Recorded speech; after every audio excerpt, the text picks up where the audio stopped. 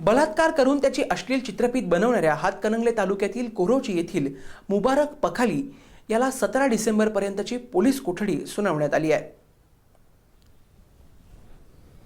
कारंडेमळा परिसरातील मुबारक पखाली या खासगी कार्डभेशी चालकानं भागातीलच एका विवाहितेला 50,000 रुपये देण्याचं आमिष दाखवलं होतं। तसंच जयसिंगपूर येथील एका हॉटेलात नेऊन तिच्यावरती बलात्कार करून तिची अश्लील चित्रफित बनवली होती। त्यानंतर मुबारक याचा मित्र फिरोज याने या चित्रफिती माझ्याकडे सुरक्षित ठेवतो असं सांगून घेतल्या होत्या। 2 दिवसांपासून परिसरात ही चित्रफित व्हायरल झाल्यानं खळबळ उडाली होती। त्यातूनच संतप्त जमावानं पखाली याच्या घर, दुकान व यंत्रमाग कारखान्यावर दगडफेक करून नुकसान केलं। तर पीडित महिलेनं दिलेल्या तक्रारीवरून शहापूर पोलीस ठाण्यात पखाली व नदाफ यांच्यावरती गुन्हा दाखल करण्यात आला होता। मध्यरात्रीच्या सुमाराला मुख्य संशयित पखाली याला पोलिसांनी ताब्यात घेतलं। आज त्याला अटक करून न्यायालयात हजर केलं असता दुसरा संशयित नदाफ हा अद्यापही फरारी आहे।